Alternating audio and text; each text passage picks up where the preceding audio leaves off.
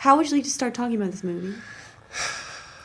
The General is generally considered Buster Keaton's best movie, his masterwork. Many would say the greatest of all silent films, often put in the top 10 movies of all time. I had not seen it in full since college, probably. I've watched a few Buster Keaton movies, in recent years. I think I saw The Navigator. I'll have to check the Letterboxd account to see when I saw that, but I've watched that in the past few years. And, well, every time I'm like, oh, I get why I could have unpretentiously sort of gotten wrapped up in this, because his movies, if you're unaware, he was both an actor and writer, director, producer of his films, stunt performer. And his movies are very soothing because they are Mastery. sort of all involve motion. Which might be the key word, is motion. They all involve forward motion and him constantly trying to maintain control of a situation that's rapidly spiraling out of control and somehow doing it. Yes? Yes, that's why they're soothing. That was the word I kept coming to mind when I was watching this movie, is mastery. Am I saying that right? Mastery? Yeah. Yeah. That is what he's like watching water.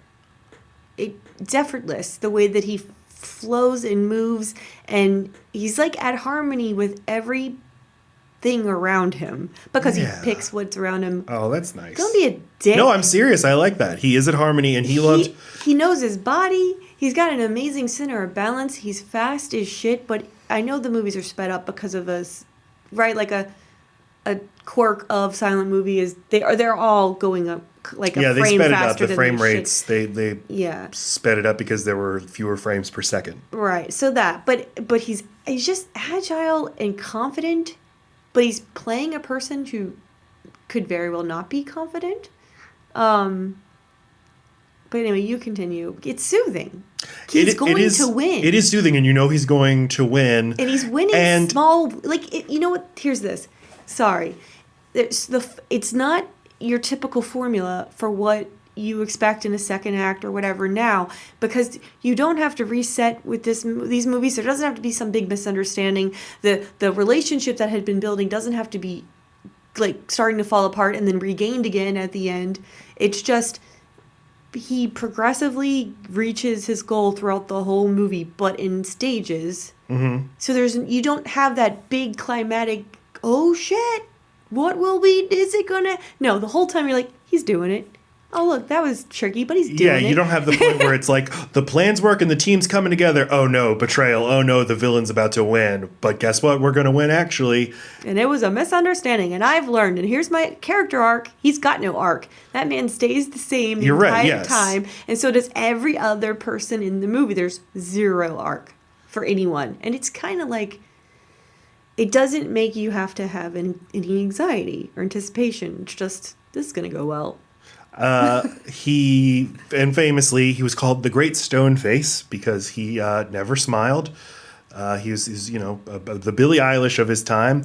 And the story that's probably definitely not true is he grew up in this family He took out his bottom rib so that he could give himself fellatio. Yeah, he was like Marilyn Manson. I thought that I knew that. And that's definitely not true, right? Okay, it's not. Okay. I mean, just as I said it, I'm like... He took out his spine to see his own asshole so that he could draw little eyes above it and pretend the butthole was a tiny mouth. All right, continue what you were saying, though.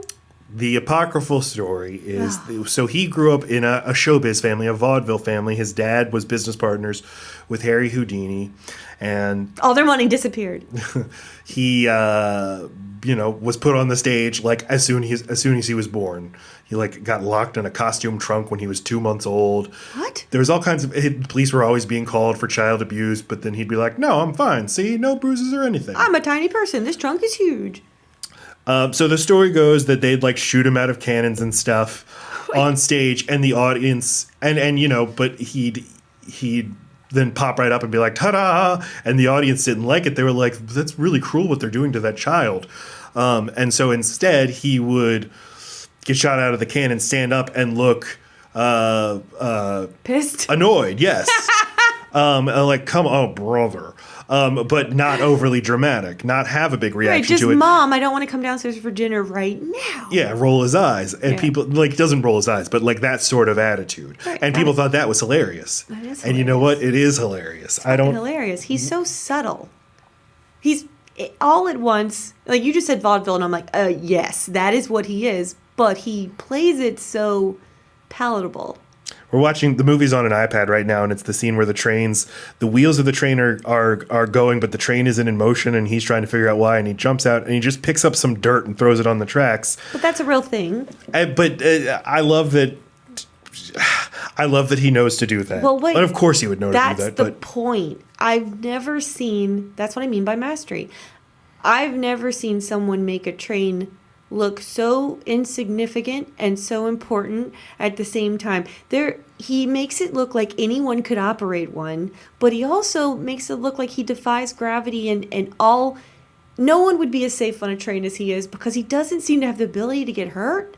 He never does get hurt, and he never puts himself in a position where he could. He just slides right out, jumps right in. so slides right yes, out. you would love to be that at one with the machine. Oh, I've so never seen that portrayed before. His movies usually involved a machine of some sort. Whether he did, there was another train movie called Our Hospitality. He did a bunch of movies with boats. You know, there's something so satisfying just about seeing this physicality and this relationship between human and machine. That, you know, what would he do today? He'd be on a computer. He'd be on a phone. There's nothing to like. I like to think of Ultimate Frisbee.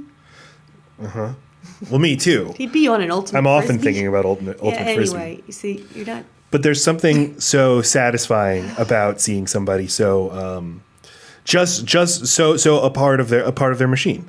I don't know. I feel like I said it better, but yeah. You definitely did. Why do you have to call that out?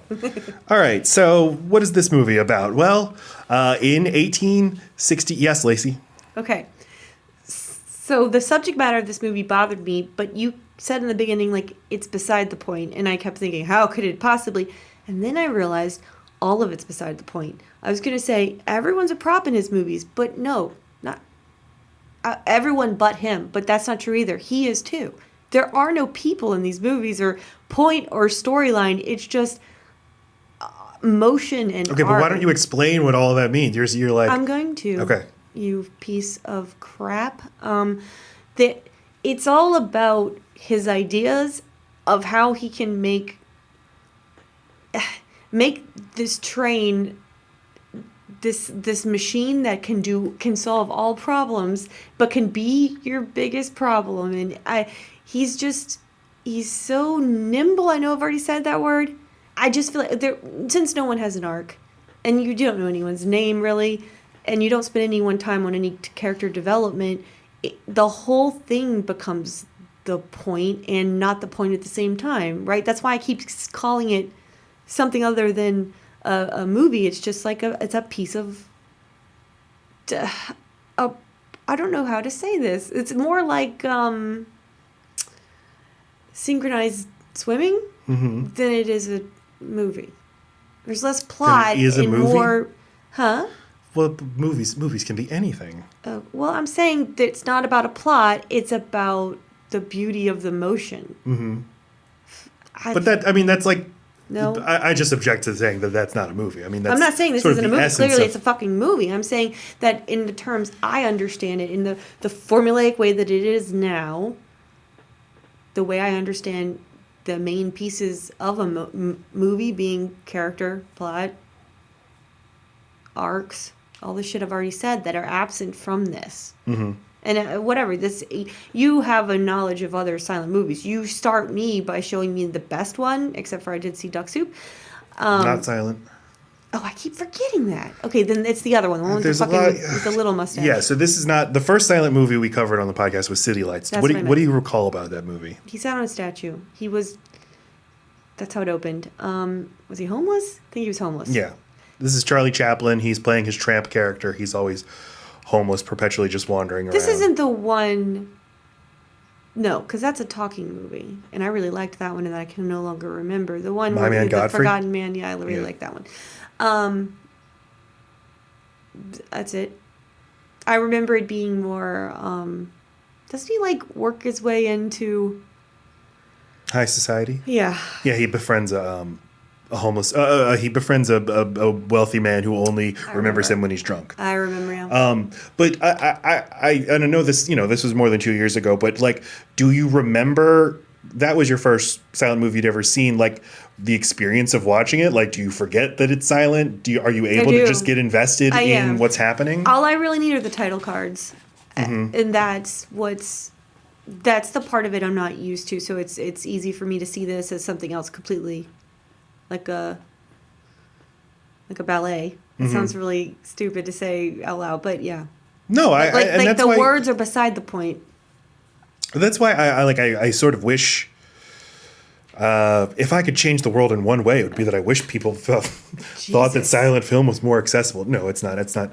But I hope that's not even on your top 50. It's not. I'm just saying.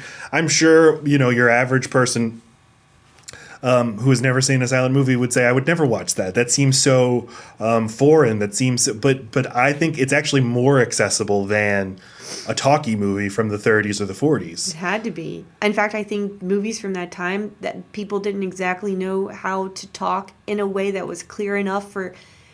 I feel like movies I've seen from that time, the speed of the talking is often really accelerated. Off-putting. Yes. There's not as much deliberate, intentional, like making sure the audience is hearing what you're saying. It's more they're just saying a whole bunch of stuff wherever the camera's pointed. They were figuring it out. Mm-hmm. And I'm sure they were getting a ton of audience feedback. I mean, the audience was just like, holy shit, they're talking, And I'm sure people did talk like that too. Didn't talk like what?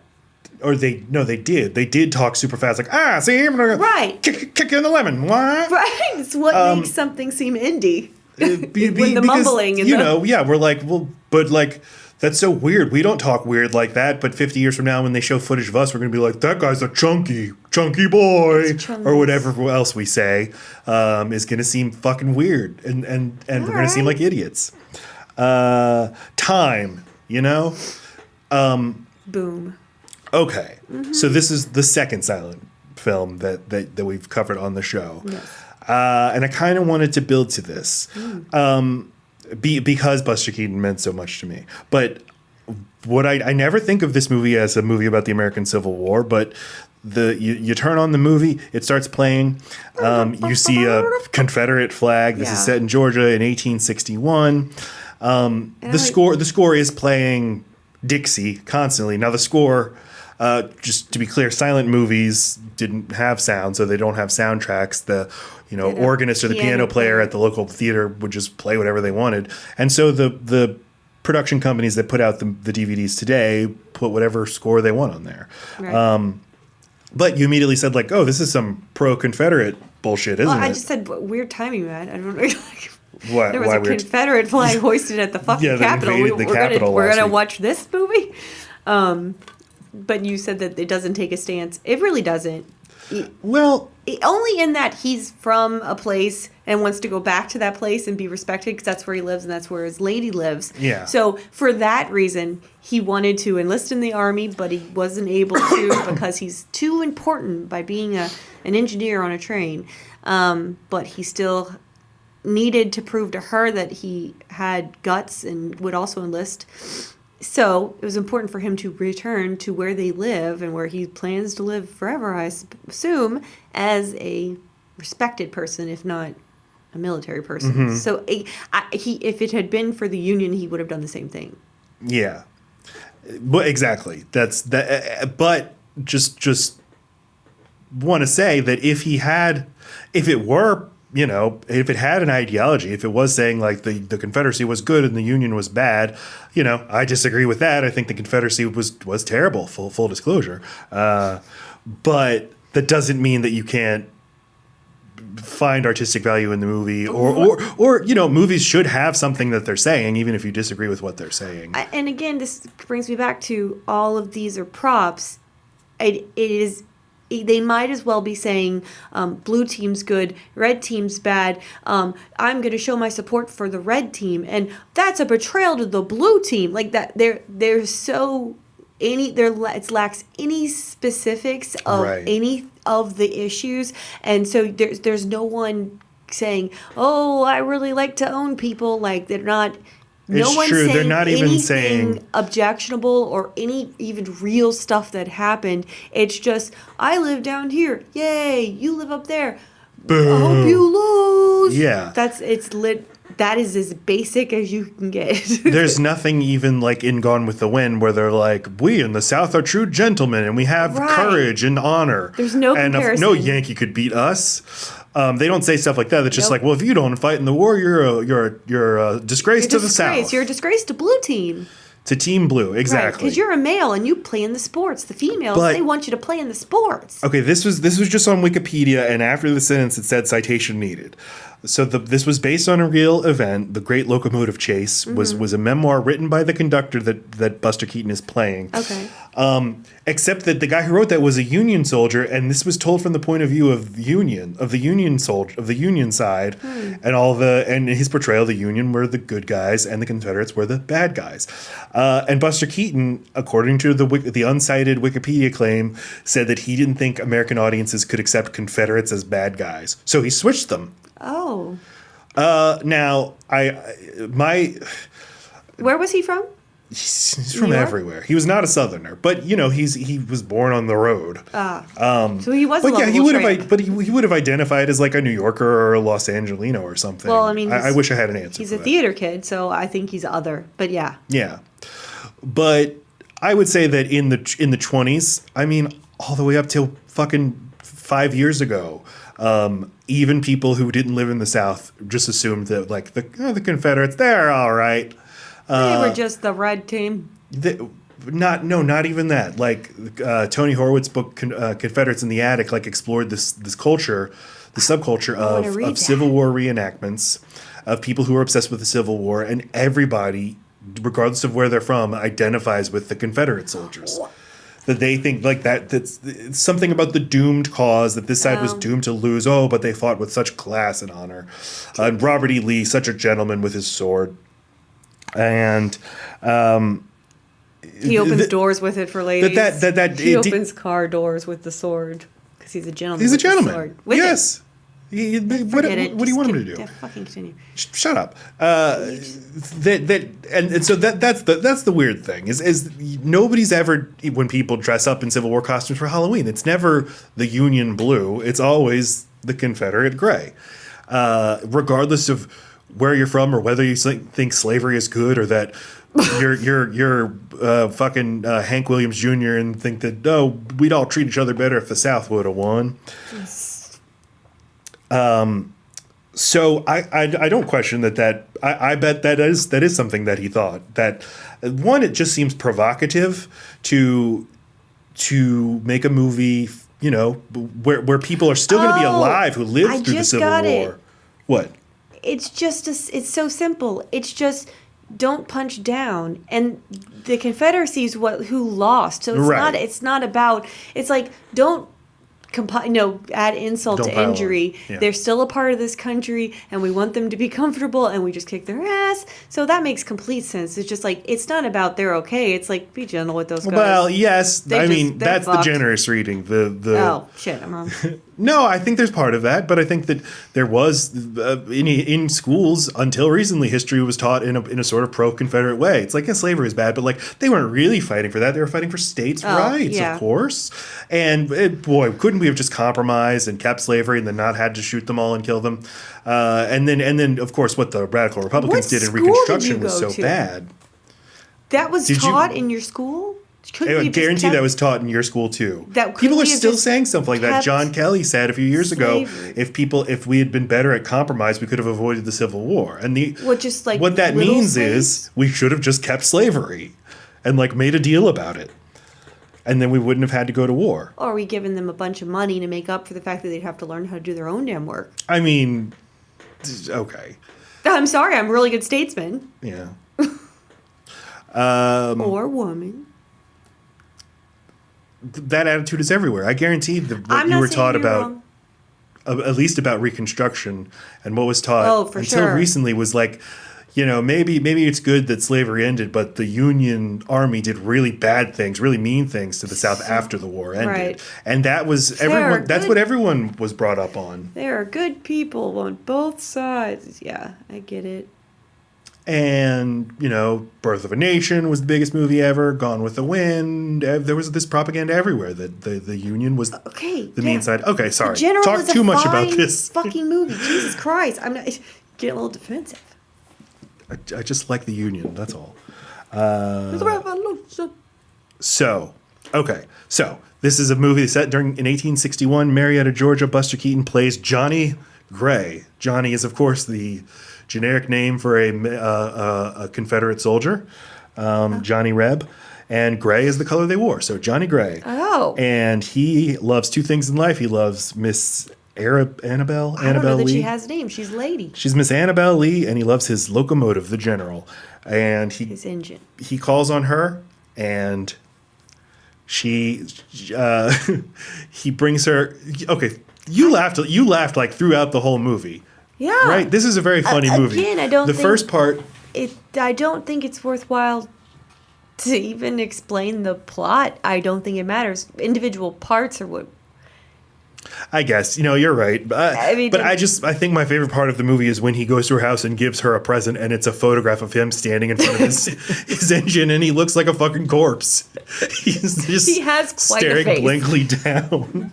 Yes. And then he took that and gave it to her as a gift. But right away, we see this guy is unflappable. The kids are following him in the road. He's trying to knock on the door and make himself prim and proper. His lady love is standing behind him. You're in the He weeds. doesn't know she's standing there.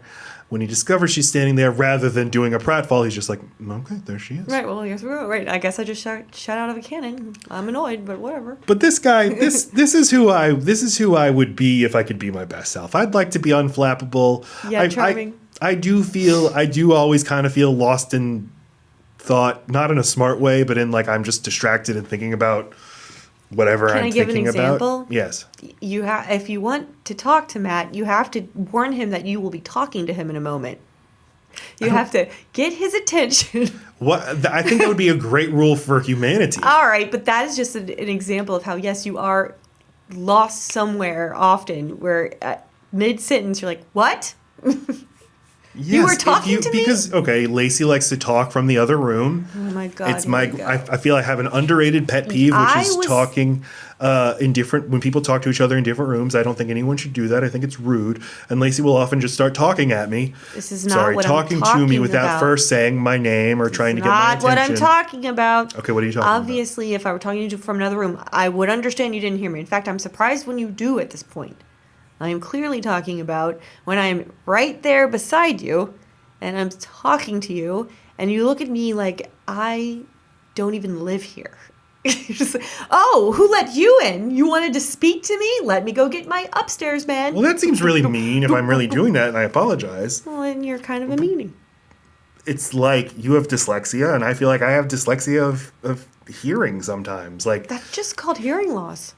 It's not hearing loss. The hearing levels are fine. It's attention retrieval then. It's not your hearing. It's not attention. What else is it? You need to be warned that your attention needs to refocus. Yes, exactly. Yes. That's attention retrieval. Okay. Made that up. And if I just suddenly put a bunch of text in front of you and said, read, you would get upset. Mm-hmm. That's how it kind of feels. I'm sorry. You were saying something about yourself, and I was supporting you and saying you're absolutely right, and then showing proof to help you win your case. But I guess that was the wrong thing to do. I'm so sorry. Continue what you were saying. I don't even remember. You were saying that you need a minute to fucking pay attention to things. I do. I need just give me a minute. But that's this guy. He's just kind of always lost in whatever he's doing, and things are happening on his periphery that he's not noticing. The train car that was in front of him is now behind him somehow. We got to see how it happened and get to see how clever it is that it happened, and then get to delight when he sees it, and it's that gag is done over and over again, and it works every single time. Yeah. The him looking at something the scene has completely changed. Yep. And I wonder if that would be effective in a movie where you can hear sound, because there's something, you're disoriented because you know the things you're looking at must make noise, but you can't hear a thing. So for him to be constantly surprised about things that are very noisy, so how the hell are they sneaking up on him? I think it only works when you can't hear anything. And I feel like you can think, oh, he didn't hear it either. Not over that damn piano. I don't know how. Yeah, this seems like the absolute perfect medium to be watching something like that, and the whole movie is like that. It's a Rube Goldberg machine of setup, payoff, new setup, but a setup caused by like the payoff of the previous sequence. Or you're always like knocking the marbles further. Right, flow. That's the word I keep wanting to look. That's what it's just forward progression, even when he has to go backward. So how do we? So he has some evil Union soldiers hijack his train. It doesn't matter, and it matters so much. They hijack his train. He chases them. They also kidnap his girlfriend, he has to chase them, and then it's just two trains chasing each other, and he wins. But the movie ends with him getting accepted as part of the Confederate Army, and then they just shoot a bunch of Americans, and it's great. Wait, but can I just the whole thing? The name of the locomotive or the engine it's just the engine. It's not the whole thing. It's called the General. So you're like, oh, that's where the movie name comes from. But then at the end, when you realize he's going to be enlisted in the Army because he's did such great service in rescuing the girl, you're like, he's going to be made a general. And he's like, congratulations, Lieutenant. Like, okay. I thought that too. Wait, why would make him general? Why would you start as general? Right? Yeah. Well, I mean, they start him at lieutenant. That's pretty weird. This man's an officer. Although that is kind of just how it worked back then. All right. I love to think of like George Washington. The reason he got to be the general of the Continental Army is he just showed up in his army fatigues that he wore, a decade earlier. You dressed for in the job French you and want. Indian War, right? Not the one you have. And they're like, "You shall lead us." He's like, "Yes, I shall." We'll save time on you getting dressed. What else? I like how he treats the lady. Did you think that the lady is a pebble in was her pulling shoe? her weight, or was being clever, or was like a Whoa. That's not her point. Her point is to be the roadblock. Her point is to be the pebble in a shoe. That's what I was going to ask. Nothing's going to, so in that way, yeah, and especially this, where she's trying to get out of a train car, and it takes forever, but in the most realistic way. No, she seems like the exact kind of thing that would weigh someone like him down, or hold him back a little bit, because he's just boom, boom, boom, boom, boom, and she's normal. I was aggravated that she couldn't figure out how to make the train stop. That was frustrating, but that's the point, right? But she figures it out, and she does some stuff. She on her own sets the trap, puts the wire across the tracks. I assumed, without remembering what exactly her role is, other than to just be somebody he has to rescue, is she going to do anything helpful, or is she just going to be a dumb lady? And it's a little bit of both. It's a little bit of both, but that's because she's supposed to be a little bit of both. And I think the most endearing thing about her is that she gets him and loves him, and he's not very what's the word, traditional. He's a weirdo. Yeah, but she likes him anyway. His great romance in life, she's the mistress, because his great love in life is the train. I just mean he's strange. He's never going to be just your random mustachioed man in a room. He's always going to be a little wacky, and she's down with that. And things are just going to happen to him, and they're not really his fault, but maybe they are, because he's just so distracted. I love when he goes to enlist in the army, and they're like, say to each other, like, oh, he drives the engine. He's too valuable. He's more valuable staying home than going to war. And then they don't tell him that. They're just like, no, you can't be in the army. Right. So the whole time he's got a chip on his shoulder, like, but what did I do? Because nobody just bothers to tell him. Just tell him that you think his job is too valuable, and he will not be all puffed up about it. But no. Was he married in real life? Yeah. To? I don't remember. Was he gay? No. Yeah. He loved trains and boats. That was his sexuality. People. What I'm saying is, I don't know. I don't know much about his personal life. That he's your favorite. Yeah, but I'm bad at knowing things. He's not. I wouldn't say he's my favorite anymore. But even people who are my favorite, I don't know much. I never know much about their personal lives. I wish I did. I don't know Billy Joe Armstrong's wife's name. Wait, it's Adrian. But I don't know much else. Got it. You're always asking me how tall somebody is or how much they weigh. He's 5'5", and I never know. They make it a point to show you how small in stature he is away because they make him stand up next to what look like children, and they are children, and he's like 1 foot taller. Yeah. Yeah. That's part of the chip on his shoulder thing, and why he's like, I'm just going to work harder. I'm just going to work harder. I'm going to do the work It's also and show you that low center of gravity and makes him able to do all these things that other people can't. He's like Darren Sproles. Okay. You know what I mean? A Saints player? Yeah. All right. Small, low center of gravity. Pocket gangster? No, sure. All right. That's the... Nope. All right, well. Would you be willing to watch more of these movies? No. Why not? You told me this one's the best one. Oh, but they're all like pretty close in quality. This is just sort of like, this is the best example of what he could do. It's definitely not the funniest. There are funnier other ones. Are they just as short? But just as, this is probably the longest one, actually. Well, what the hell? But this was the most expensive movie ever made at the time. It was a big flop. And I was just reading, it was like, this movie cost $400 an hour to film. But it is stuff that you read today and you're like, that does seem like a giant pain in the ass. 3,000 extras, buying whole trains, blowing up a real bridge, sinking a real train to the bottom of a gorge. They should have used CGI. They should have. But this is. Man, I'm glad they got the shot. Can you imagine? I know. Jesus. Oh shit! I didn't press the button. I thought it was like a model train or something. It did look realistic though. Yeah. Fuck. And that shot's been, referenced a million times in movies. And the one where she's hanging out the window waving frantically, like that's the woman on the train thing I've seen a bunch of times. Yeah. Any movie that deals with trains has to reckon with this movie, has to reference it in some way. I'm glad you liked it. Even Polar Express. Even Polar Express. Did you miss the scene in this movie in the general where they're singing about hot chocolate? What do we want? Hot chocolate. Okay. But I'm glad you liked it. I was scared. I was not scared. I was dreading it I just assumed you weren't going to like it. I thought at best you'd be like, yeah, I see that that's impressive, but who gives a shit?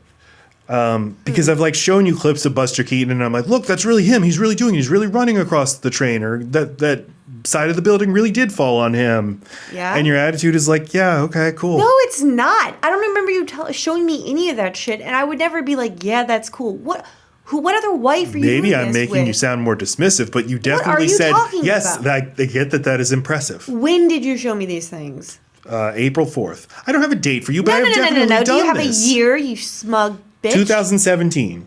3 years ago? Mm-hmm. Life was very different. And why would you just randomly show me something on your laptop? I was watching Sherlock Jr., and you came into the living room. Well, that's different. I'm coming in, I probably need something, or like I want to do something different, or I'm on my way to bed. I have not sat you down and said, like, pay attention, watch this whole thing. Yes, you would have been much more generous about that. But I do appreciate physicality, and I love when I know someone's doing real tricks, and I love practical stunts and all. I like when it's real. That's why I like Keanu Reeves so much. That's why I'm okay with Tom Hanks. Cruise. That's the one. Tom Cruise when he's in a movie. But so fuck me. I spit on you. You're That's right. Not true. And I think what you're hinting at is that there is truly something beautiful about what this man does and what he does in this movie.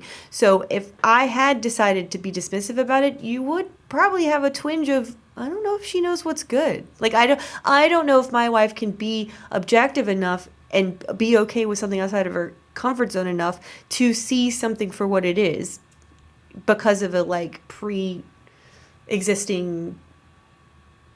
What am I trying to say? I would think she thinks about this the way I think about dancing. Like, see, that's because you're an idiot. I can tell people who are talented dancers have a lot of talent. This is dancing. What he's doing is that's the flow that I appreciate so much about drum lines and about dancing. Anyone who's just so good at using their body. But that I just don't personally get it. No, what's to get, motherfucker? All right, fine. I really thought I was onto something. So thank you. I thought you were load bearing beaming, but you weren't.